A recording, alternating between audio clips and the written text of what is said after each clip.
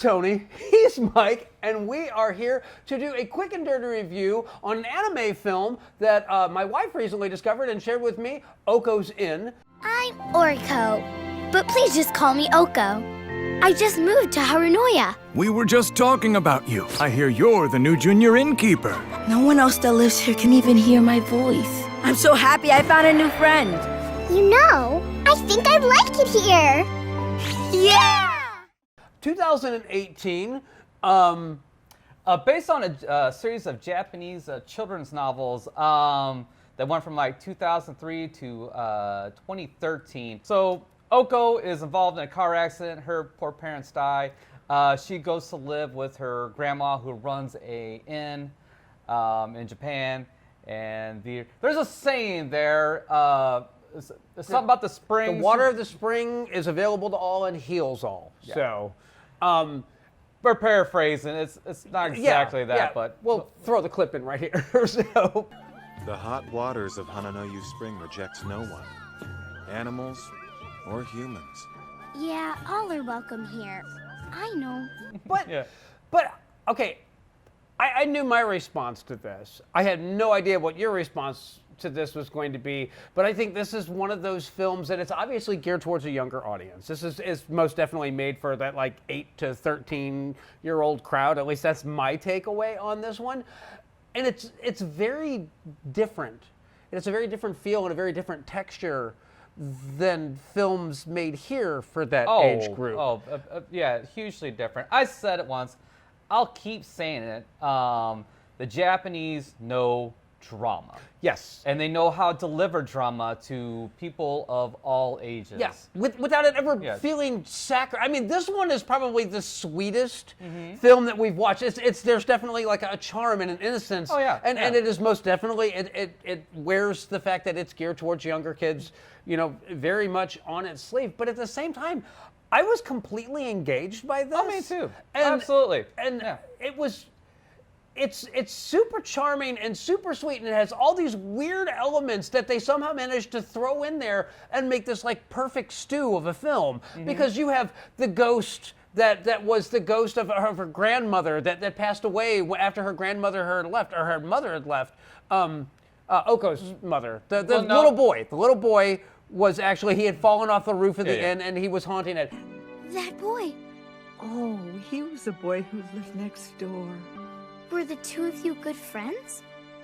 Yes. We played together all the time. He was such a cheerful and gentle boy. I truly adored him. Same here, Minako. And then you have the ghost of the rival innkeeper. You're not much of a junior innkeeper. More of a dim keeper. Dim keeper? You're a long way from Matsuki. Huh? Matsuki? What? Hey, how do you know Frilly Pink? Don't go around calling my little sister names. I think you had the little demon in there, which I guess was kind of like the guide toward the afterlife for those two ghosts. Okko, the day of their parting has been set. Huh? On the day of the festival, Uribo and Mio will depart this world and pass on to heaven.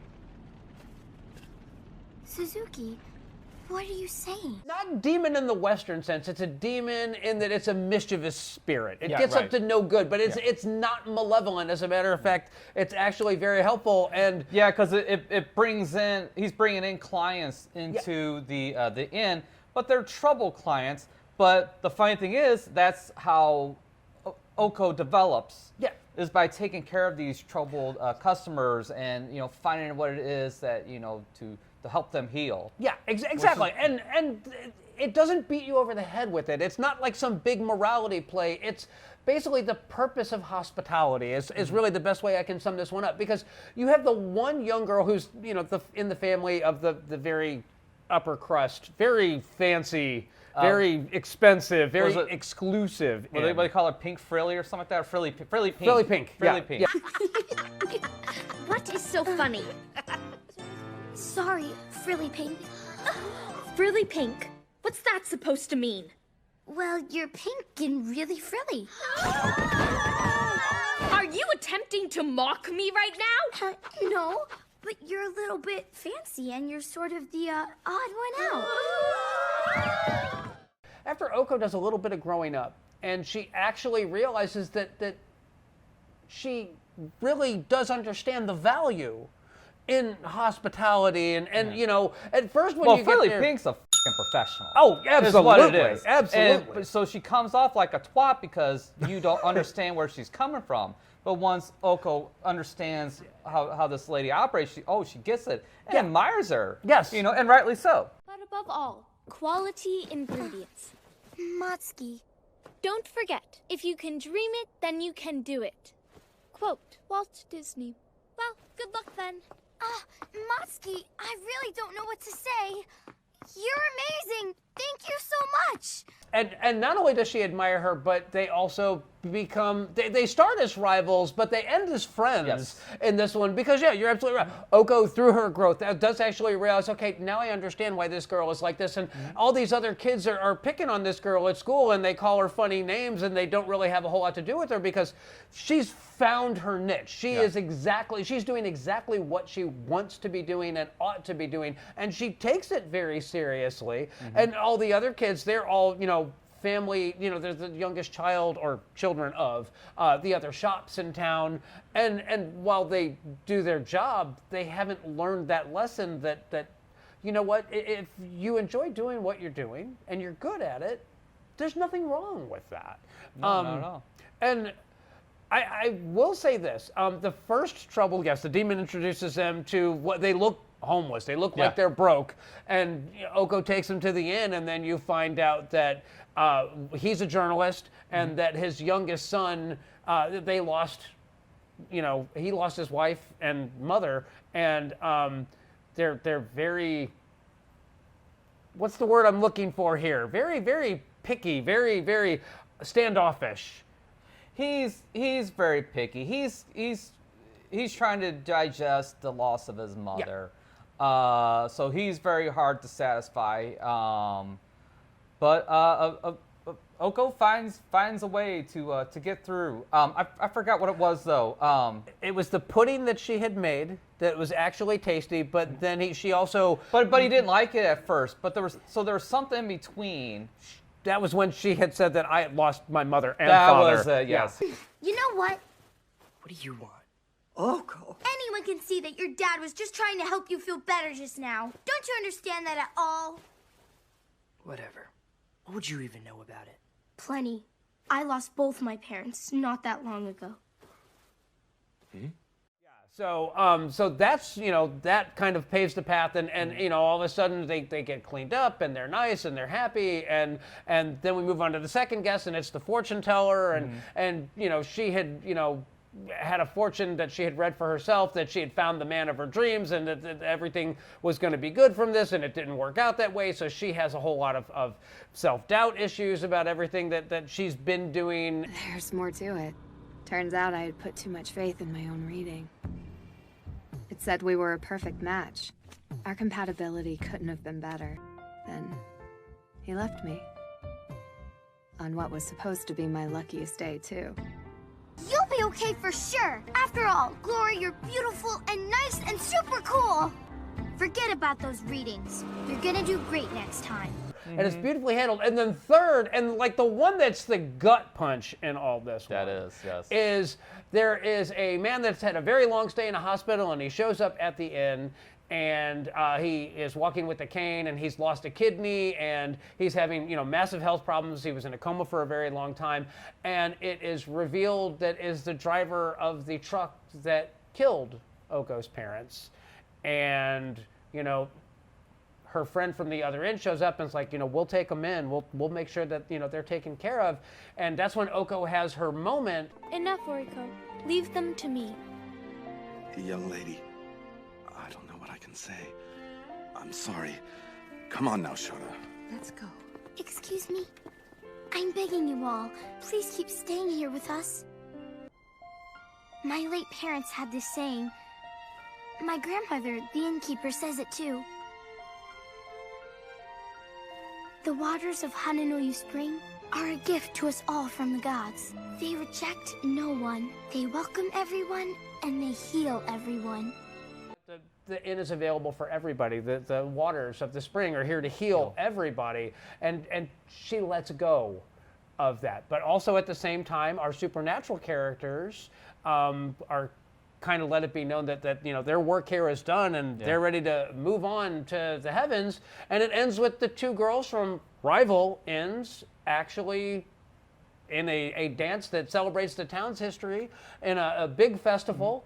And so the movie starts and ends at that festival. And it's just handled so damn well. Everything in this is it's so charming and fun and funny. And then when it gets heavy, it gets really heavy, but it does it in a way that doesn't feel melodramatic. When the reveal is delivered, it's a gut punch. Yeah. It is a gut punch. Yeah. I got misty. This movie got me. Okay. And it got me good. It got me too. So, so I mean, yes, this is a recommend.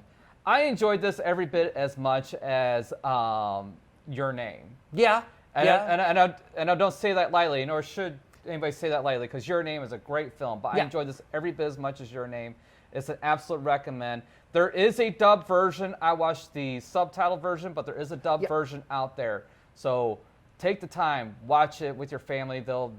I think everybody will enjoy it. I watched it both ways because I've already bought it. And I'm just going to tell you that the dub is wonderful. It actually melts right in. You won't even realize that it's dubbed. It's just like Pacific Blue, Pacific Blue, right? That the dub was like almost didn't realize that. What was it? Perfect Blue. It's almost like Perfect Blue, where the dub is so good you don't realize that it's been dubbed. And I think, Belle, same sort of thing, that the dub was really great on that one too. So either way that you prefer to watch this film, you're not going to lose anything. It's great both ways. Already bought it, so I don't think I need to recommend it any more highly than that. But I wasn't sure what your take on this one was going to be because... Well, I mean, again, we both enjoyed Your Name. Yeah. And I'll be honest, I've enjoyed every one that we saw. Some more than others. Belle was okay. Yeah. It wasn't like the best thing in the world, but it was good for what it was. This is infinitely better. Like I said, this is in the same tier as Your Name. So, again, stop watching the Disney stuff. There's better stuff out there. This Japanese stuff is head and shoulders, light years ahead. This is what Disney used to be able to execute, but they lost their way. Yeah. They're so obsessed with never rocking the boat or upsetting anybody that they don't really entertain anybody either. It's okay to upset. It's okay to draw on emotions. I mean, that's the whole point of movies. That's the whole point of art is to get an emotion. To evoke a response from your audience. Yes. Yes. I'm glad you're here to spit my words out of my mouth for me.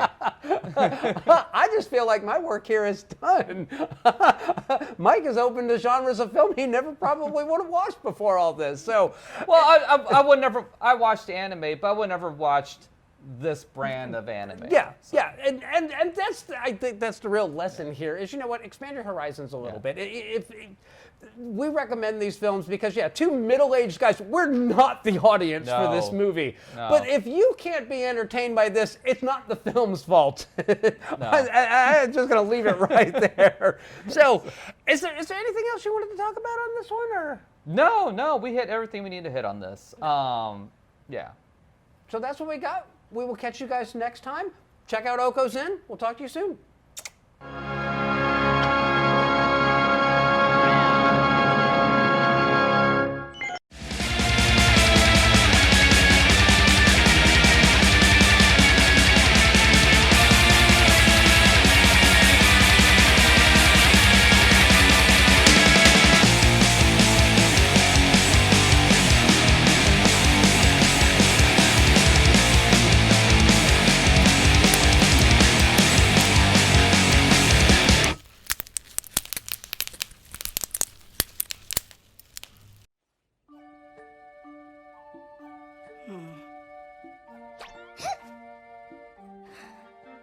Excuse me? Who are you? I'm a ghost, and I've been living here a really long time. I'm Aribo. Pleased to meet you. Put her there. Ugh, with booger hands? Gross! How could anyone be grossed out by ghost boogers?